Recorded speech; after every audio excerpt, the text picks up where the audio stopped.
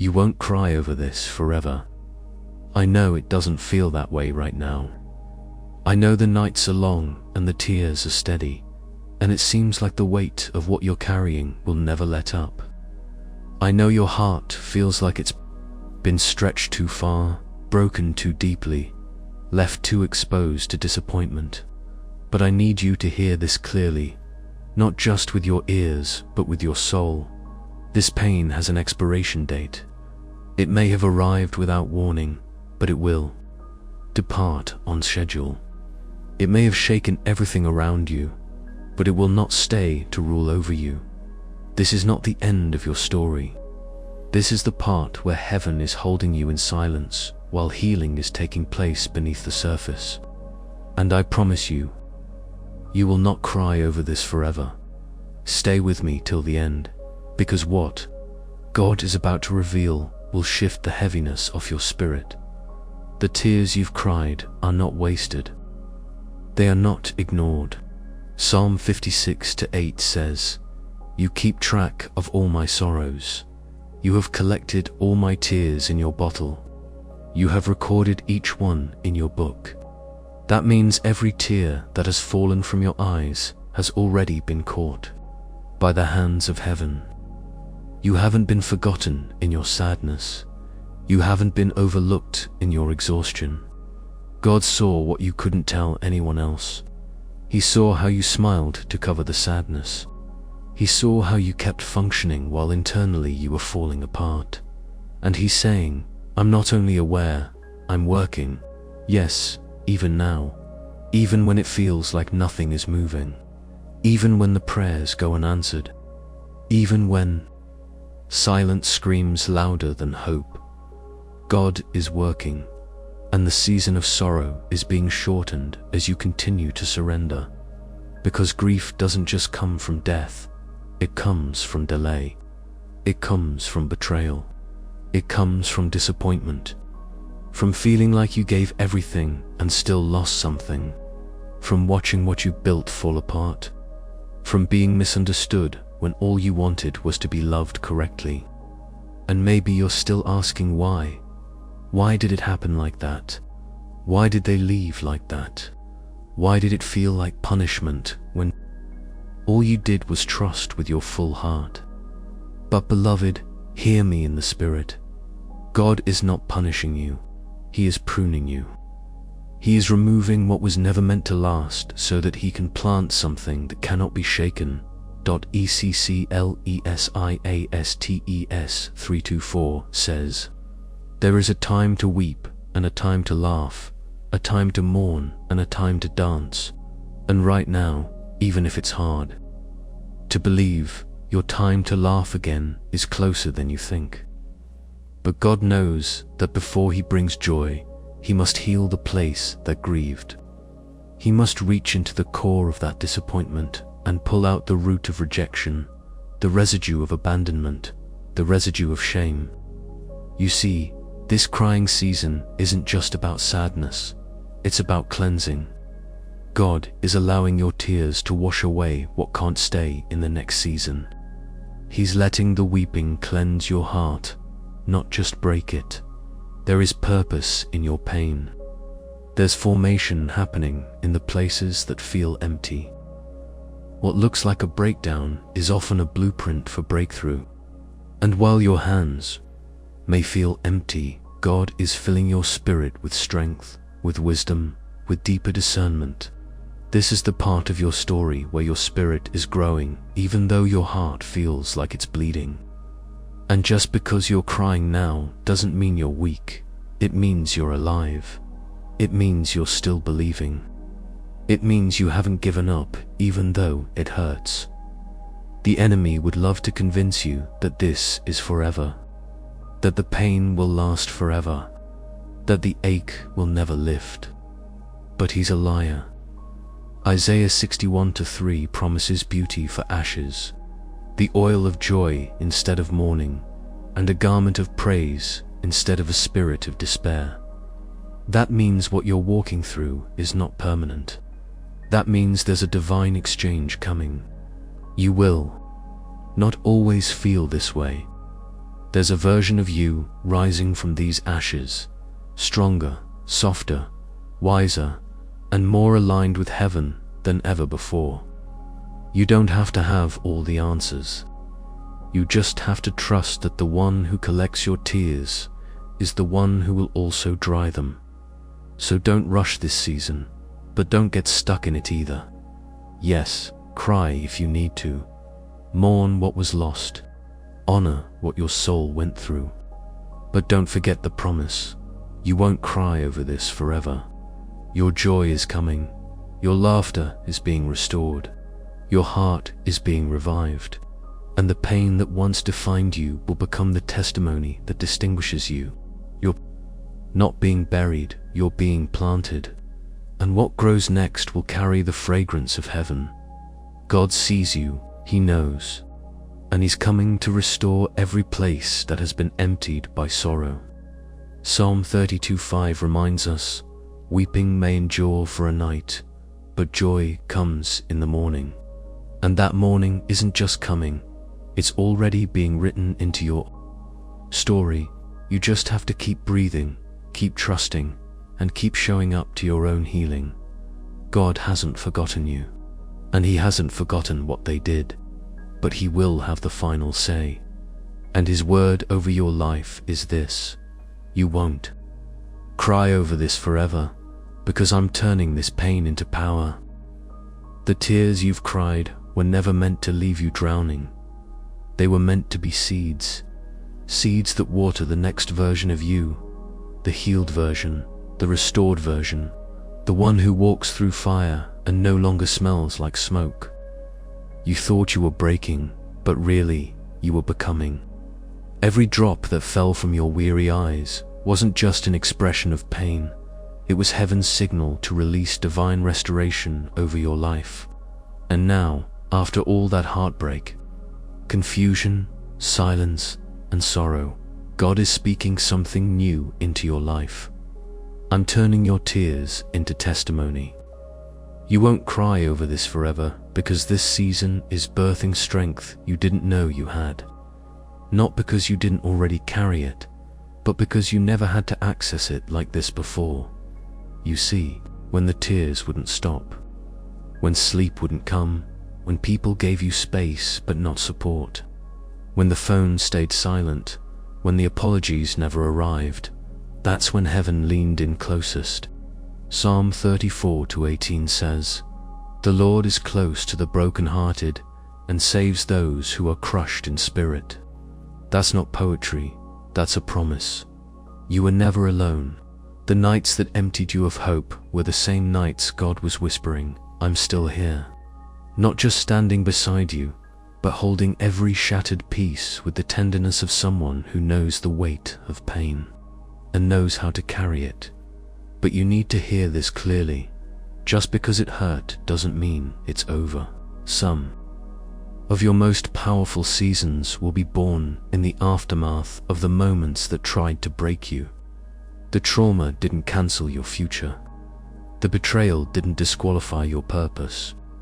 The delay didn't rob your destiny. They all just clarified your calling. Because what was meant to bury you ended up birthing something in you. And the tears, the ones that embarrassed you, the ones you wiped away so nobody would see those tears carried a message, a prophetic one. Heaven heard them, and now heaven is responding. Isaiah 43:19 declares, "See, I am doing a new thing. Now it springs up. Do you not perceive it?" But the problem is, when you've been crying too long, you stop perceiving the new. You expect more loss. You brace for abandonment. You prepare for disappointment. You don't dream, because dreaming feels dangerous when the last one left you bleeding. But God is declaring, enough. Enough of the sorrow that keeps recycling in your thoughts. Enough of the self-blame that makes you feel like this was your fault. Enough of the emotional punishment you keep handing yourself. Enough of the guilt for trusting the wrong one. Enough of the fear that love won't come again. Because God is not just healing the pain, He's redeeming the entire experience. You won't cry over this forever, because this chapter wasn't meant to last forever. It was meant to teach, to reveal, to uncover, to refine. And though the cost was high, what you gained will carry you for the rest of your life. Wisdom, clarity, discernment, power, resilience, and a level of compassion you never had before. The kind of compassion that only comes after being crushed. The kind of anointing that only flows after you've wept on the floor and still chosen to rise again. You're not weaker, you're wiser. You're not broken, you're being built differently. And that building is what the enemy feared most. Because here's what the devil didn't see coming: that you'd survive, that you'd still be breathing, that you'd still worship, that you'd still whisper prayers with shaky faith and trembling hands, that you'd still find the courage to believe that healing was possible. And it is, because healing isn't about forgetting. It's about being free. Free to walk into new joy without dragging old chains. Free to smile again without guilt. Free to trust again without torment. And yes, that freedom is real, even for you. So let the healing begin, not with a loud celebration, but with a quiet surrender. Let it begin in the simple act of choosing to hope again. Let it begin when you stop rehearsing the pain and start receiving the promise. Because even though they left, even though they hurt you, even though you feel like you lost, God says you're about to win in ways they'll never understand. Not out of revenge, but out of restoration. God is preparing a table in the presence of your pain, and you'll sit at it not as the one who was forgotten, but as the one God never let go of. This isn't emotional hype. This is spiritual reality. The tears may still come for a while, but their power over you has been broken. You are rising, slowly but surely, quietly but powerfully. And before you know it, you'll look back at the version of you who was crying and realize you didn't die in it. You grew through it. So breathe again. Stand up again. Believe again. Because the tears you cried in private are about to become the reason someone else is healed in public. This is not the end. This is your emergence, and you will never cry over this the same way again. You won't cry over this forever, because the storm that tried to destroy you only pushed you closer to the purpose God planted in you from the beginning. Yes, I know the winds blew hard. I know your faith felt like it was hanging on by a thread. I know it looked like you were losing everything, piece by piece, person by person, prayer by prayer. But here's the truth that will set your heart free. You didn't break. You were being reborn. You were not being abandoned. You were being aligned. The storm didn't ruin your life.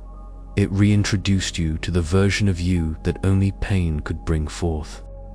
And though you wept, though you questioned God's silence, though you felt like giving up, you didn't stop showing up. That was your victory. That was your praise in the middle of the fire. And heaven saw every moment. There are some battles you never asked for, but they still found you. And yet, here you are, still breathing, still fighting, still believing. That is not weakness, that is warfare. And your survival is not random, it's prophetic.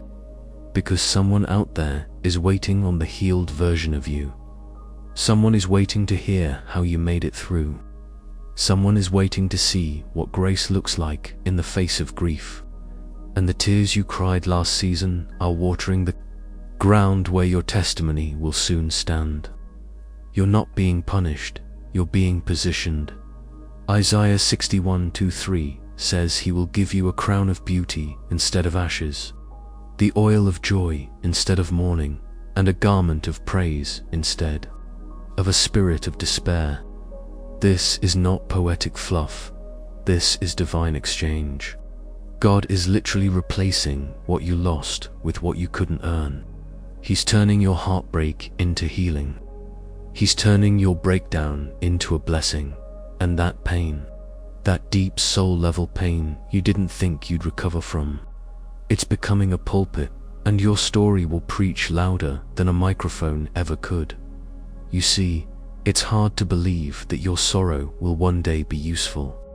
It's hard to imagine that the nights you couldn't sleep, the mornings you couldn't get out of bed, the relationships that drained you, the friends who disappeared when you needed them most.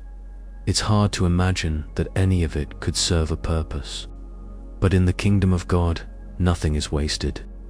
Even the parts of your story you wish never happened are being repurposed by the hands of heaven. Romans 8:28 reminds us, "And we know that in all things God works for the good of those who love Him." Not in some things, not only the good things. In all things, that means the betrayal, He's using it. That means the silence, He's using it. That means the loneliness, the rejection, the abandonment, the financial loss, the spiritual exhaustion. He's using it all, and not just to build something for you, but to build something through you. You are not just a survivor, you are a seed. And seeds don't scream when buried. They grow in silence. What looked like burial was actually planting, and now it's your growing.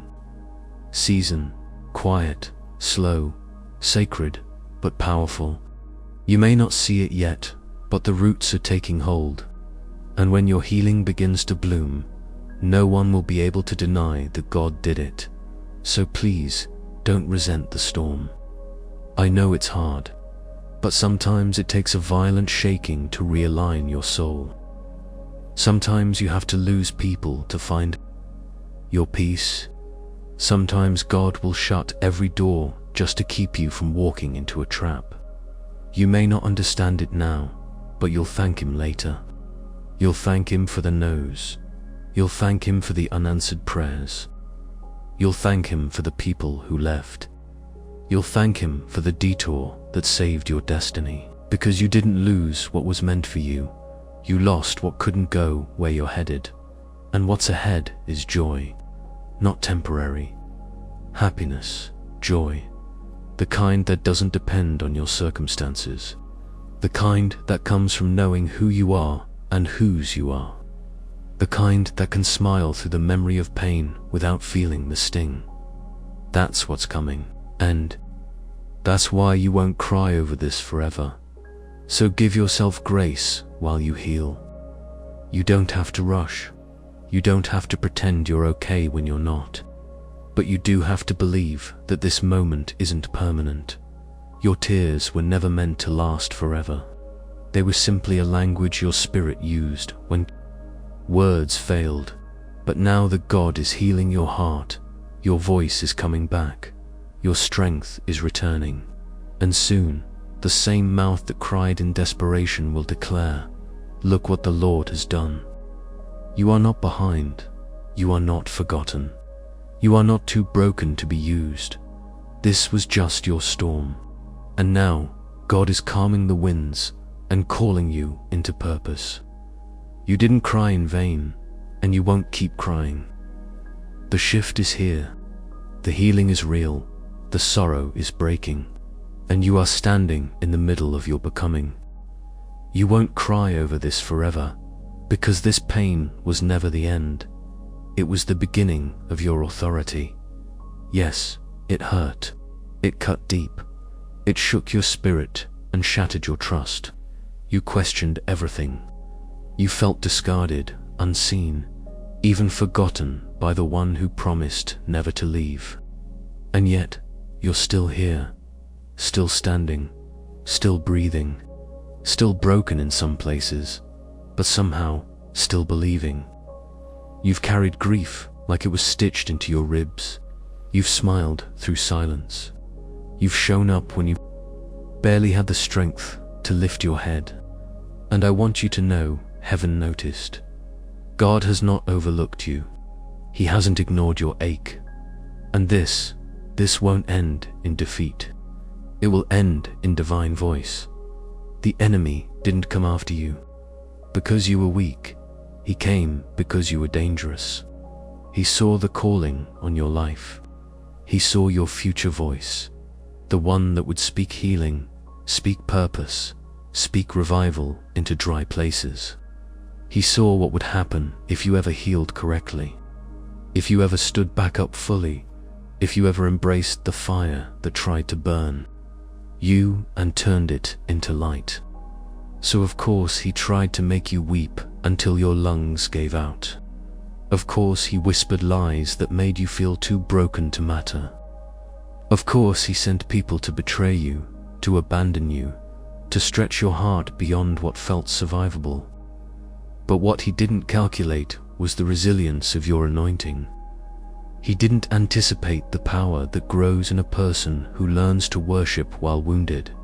Your pain has a pulse.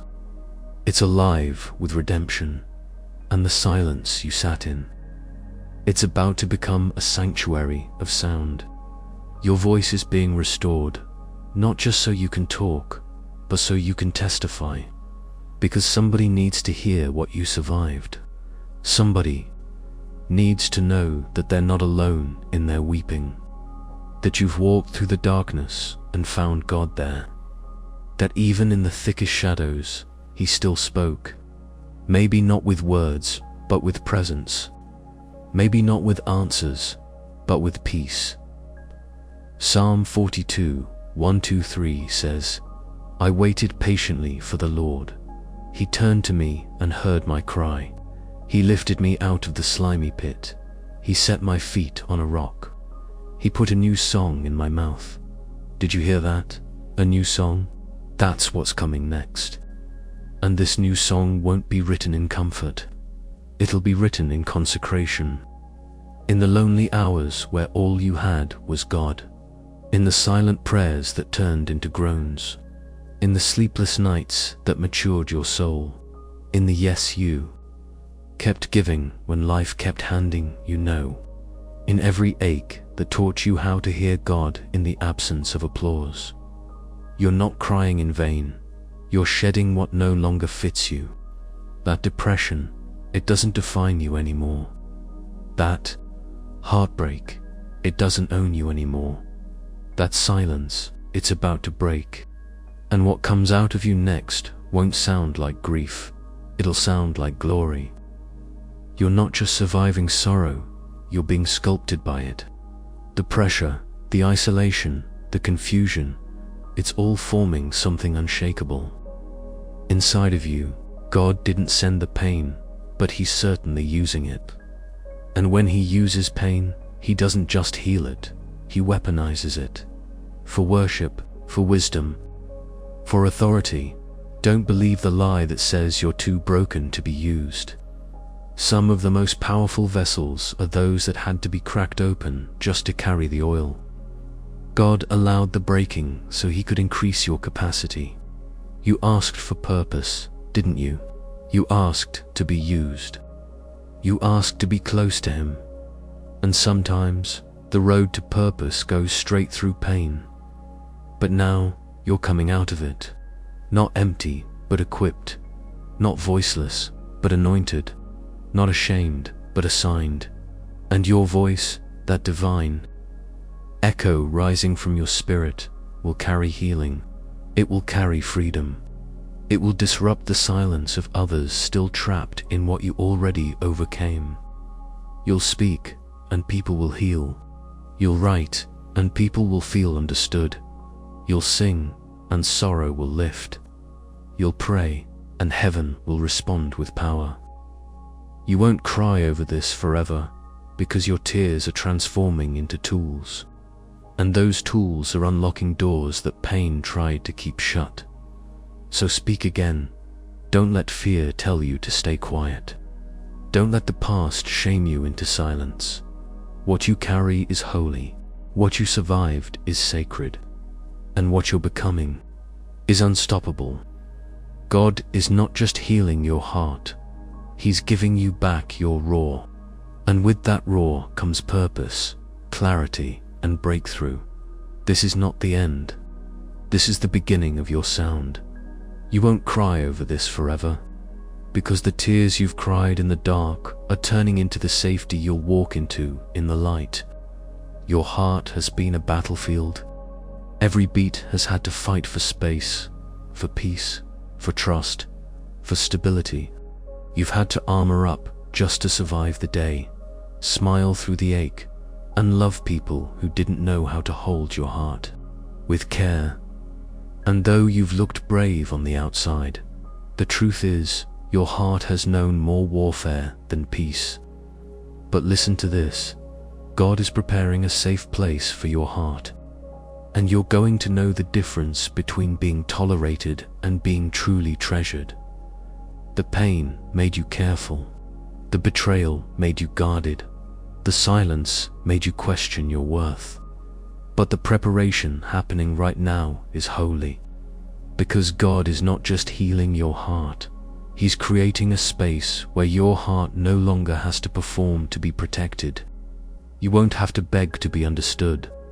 You won't have to shrink to be accepted. You won't have to keep proving your value to people who can't see your worth. God is building a space in people, in partnership, in purpose, where your tears will no longer feel wasted, but watered. Every cry that felt like loss was planting the ground you're about to walk into. Psalm 126:5 says, "Those who sow in tears shall reap with shouts of joy." That's not just about harvest in general. That's personal. Your tears weren't empty. They were seeds. And the reaping is coming in the form of rest, real love, and refuge. Not only from the world around you, but even from the voices within you that told you you'd never be okay again. Those lies that echoed in your soul after they left. The ones that said you weren't enough, that it was your fault, that you'd always be in this pain. God is silencing those voices, one by one, not by force, but with truth. Because here's the truth: you were never too much. You were just in the wrong environment. The pain didn't define you, it revealed you. And what it revealed wasn't someone weak, it revealed someone worthy, someone full of depth, insight, and devotion. Someone who kept showing up with love even after being disappointed. Someone who kept believing even when belief felt dangerous. You're not too broken, you're just becoming new. And the space God is preparing for your heart is one where all of that, the vulnerability, the loyalty, the softness, the strength, is not just safe, it's celebrated. You won't cry over this forever, because this next chapter is written by the hand of redemption. God isn't sending just any love. He's sending healing love. And I don't just mean romantic love.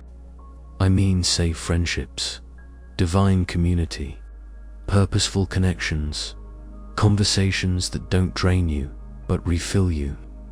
People who look at your scars and don't flinch. People who hear your silence and still check in. People who pray over you when you're too tired to pray for yourself.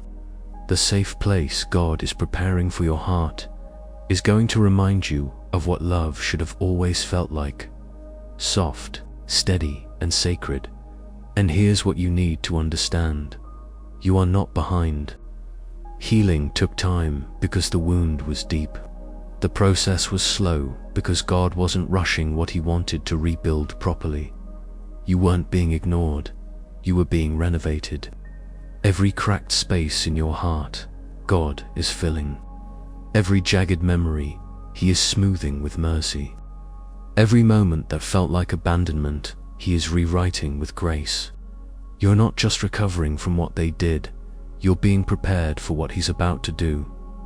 Isaiah 54:10 says, "Though the mountains be shaken and the hills be removed, yet my unfailing love for you will not be shaken." You may have felt love shake before. You may have seen it walk away, lie to you, or leave without warning. But this time, it won't shake. because this time it's sent. Not by emotion, not by desperation, but by divine intention. And God is making sure your heart is ready too. Receive it without fear. You won't cry over this forever. The ache won't follow you forever. The fear won't whisper lies into your peace forever. The loneliness won't echo in your room forever. The nights of asking why me won't last forever.